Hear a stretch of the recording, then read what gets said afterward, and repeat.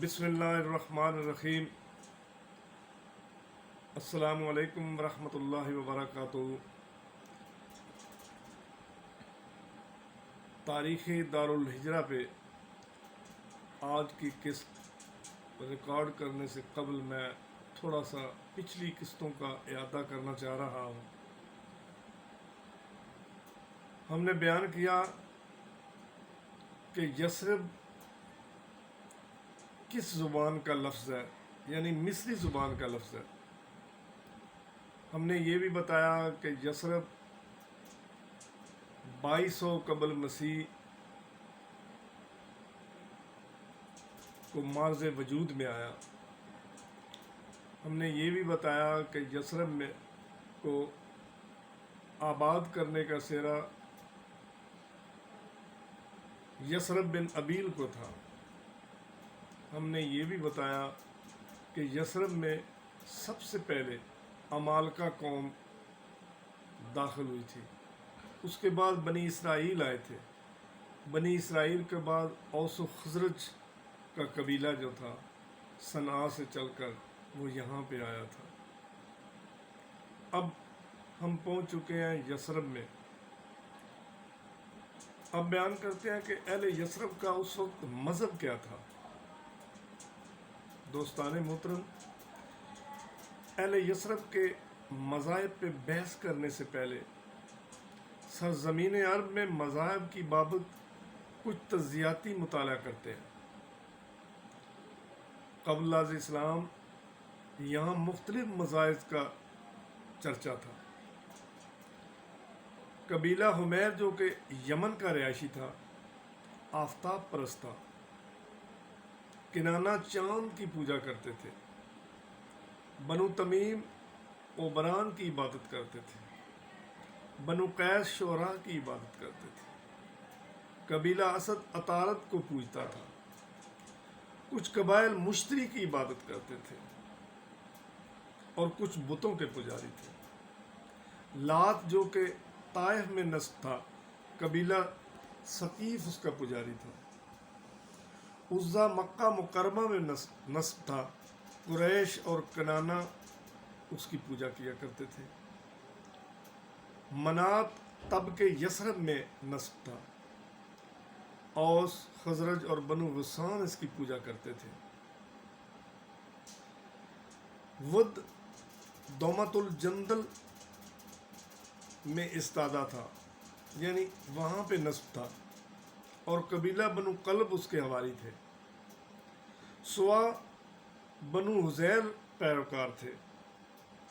یغوس بنو مزد اور قبائل یمن کا خدا تھا۔ یعوق بنو ہمدان کا مقدس بت تھا۔ سب سے بڑا بت حبل تھا جو کہ کعبۃ اللہ میں نسب تھا۔ قریش جنگوں میں اس کو پکارتے اور اس کی پوجا کیا کرتے تھے۔ عرب میں اس کے بعد پتھروں کی پوجا شروع ہو گئی۔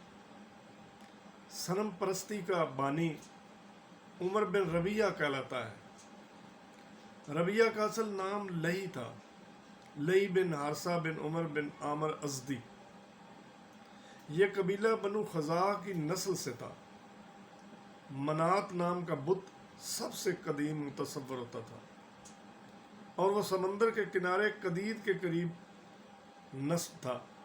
اہل یثرب اس پر قربانی کیا کرتے تھے۔ جب کعبۃ اللہ کا حج ادا کر کے واپس آتے تو احرام یہیں پر آ کر اتارتے تھے۔ بنو حزیل اور بنو خزاعہ بھی اس کی پرستش کرتے تھے۔ یاقوت الحموی اپنی کتاب موجم البلدان میں مفصل تحریر فرماتے ہیں۔ قبائل ربیعہ اور بنو غسان نصرانی تھے۔ علاوہ ازیں بنو قضاء پر بھی اس کے بہت سے اثرات مرتب ہو چکے تھے۔ حمیر، کنانہ، بنو حرس بن کعب اور کندہ وغیرہ یہ تمام قبائل یہودی تھے۔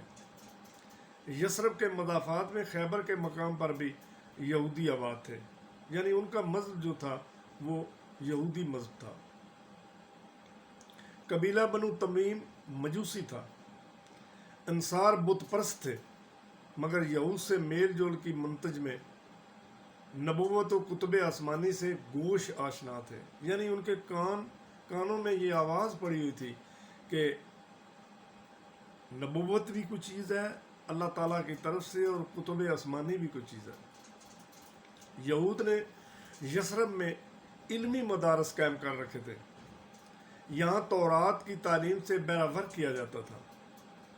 انصار جاہل تھے، اس لیے یہود کے علمی تفوق کو اس کا اثر پڑتا تھا، یہاں تک کہ کسی انصار کا اگر بچہ زندہ نہ رہتا تو وہ منت مانتا تھا کہ اگر اس کا بچہ زندہ رہا تو یہودی بنا دے گا، یعنی یہودیوں کو وہ متبرک سمجھتے تھے کہ وہ علم والے ہیں۔ یہودی اس ایقان و ایمان کے ساتھ وہاں پہ زندگی بسر کر رہے تھے کہ ایک پیغمبر ابھی اور آنے والے ہیں، نبی آخر الزمان۔ الغرض یثرب کے ہر قبیلے کے علیحدہ علیحدہ عبادت گاہیں تھیں، جس کی حفاظت قبیلے کے سردار پر لازم ہوا کرتی تھی۔ بنو غنم کے مندر کا پجاری عمر بن قیس نجاری تھا، ہر قبیلے کا ایک کاہن ہوا کرتا تھا۔ بنو سلمہ کے سردار عمر بن جمو بن زید نے منات کا ایک بڑا سا بت بنوا کر اپنے گھر میں نصب کر رکھا تھا، وہ اس کی عبادت کیا کرتا تھا، اس پہ عقیدت کے ساتھ خوشبو لگایا کرتا تھا۔ اہل یثرب میں سے کچھ قبائل عیسائی بھی تھے جو توحید پرست تھے، یعنی اللہ کی وحدانیت کے قائل تھے، ایک اللہ کے پجاری تھے۔ اسد بن زرارہ، ابو الہشم اور ابو الحسین کے بیٹوں نے بھی عیسائیت کو اپنا لیا تھا۔ اوس و خزرج کے کچھ قبائل یہودی مذہب پر قائم تھے۔ قبیلہ سعد قراظ بتوں کا پجاری تھا، اور زیاب الحارث بن عمرو اس کا مجاور تھا۔ بنو نذیر، بنو قریظہ اور بنو قینقاع یہودی مذہب پر تھے۔ عرب میں بت پرستی کی ایک اور روایت بھی ہے، جسے ابو عبید اللہ محمد بن اسحاق بن یسار المطلبی نے اپنی سیرت کے کتاب کے صفحہ نمبر 119 پہ لکھا ہے۔ حضرت اسماعیل علیہ السلام کی اولاد کے لیے جب سرزمین مکہ تنگ ہو گئی، کثرت تعداد کی بنا پر آسانیاں مفقود ہونے لگیں، تو یہ لوگ اطراف و اکناف کی جانب پھیل گئے۔ ان میں سے جو خاندان بھی نقل مکانی کرتا، وہ خیر و برکت کے اصول کو رواں رکھنے کے لیے، اس کو قائم رکھنے کے لیے حرم پاک سے ایک پتھر اٹھا کر لے جاتا۔ سرزمین حرم کی مقدس نسبت کی بنا پر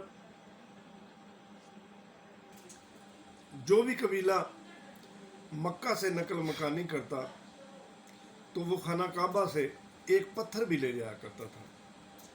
سرزمین حرم کی نسبت سے اس پتھر کا اعزاز و اکرام ملحوظ و پیش نہاد رکھا جاتا تھا۔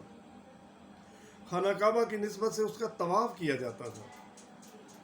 اس طرح لوگ اس پتھر کو گھروں میں رکھ کر پوجنے لگے۔ جب مکہ سے نقل مکانی کرنے والی نسل آن جہانی ہو گئی تو نئی نسل بت پرستی میں اپنے اسلاف کو بھی پیچھے چھوڑ گئی۔ قدیم مقدس پتھروں کی جگہ نئے پتھر آ گئے اور ان کے انداز میں تغیر و تبدل بھی ہو گیا۔ کفر و الحاد میں مبتلا ان قبائل نے گمراہی کی راہ اختیار کر لی۔ دور جاہلیت میں یہودیوں کی جب دوسرے قبائل سے لڑائیاں ہوئیں،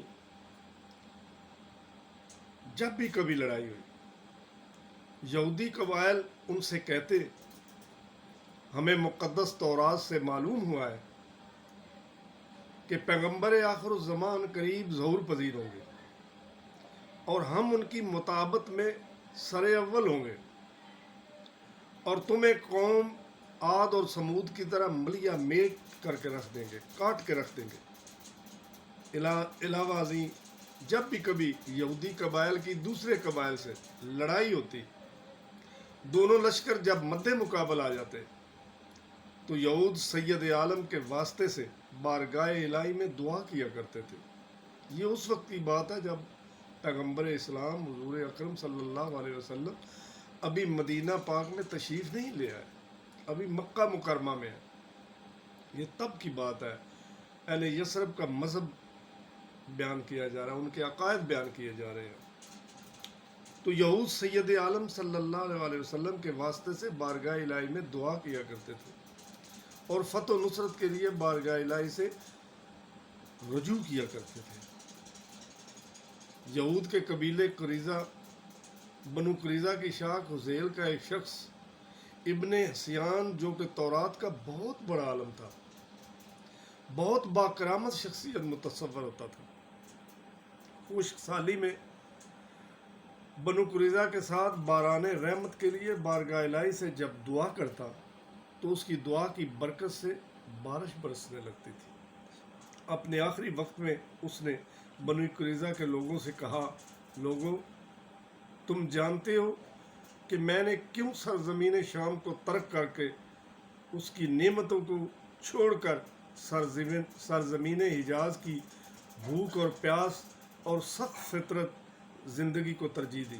لوگوں نے کہا، تم ہی اس کا سبب بتاؤ۔ تو اس نے کہا، میں نے تورات میں پڑھا ہے کہ اس دور میں ایک پیغمبر مکہ مکرمہ سے اعلان نبوت کریں گے اور لوگوں کو دین ابراہیمی کی جانب دعوت فکر دیں گے۔ میں یہاں اس لیے آیا تھا کہ اگر ان کا دور نبوت نصیب ہو تو بقیہ عمر ان کی خدمت اقدس میں بسر کر دو۔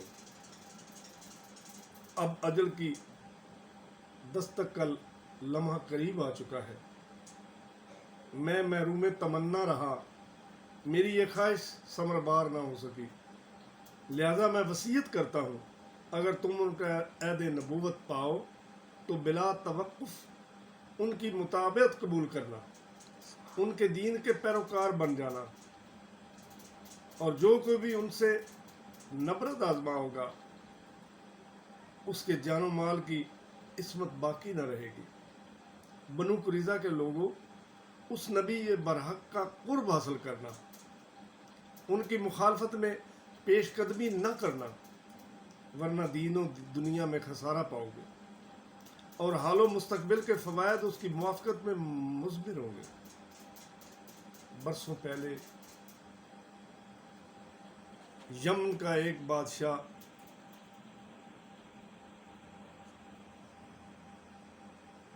طبعان بن اسد بلاد مغرب کو تسخیر کرتا ہوا جب ایک لشکر جرار کے ساتھ یہاں پہنچا۔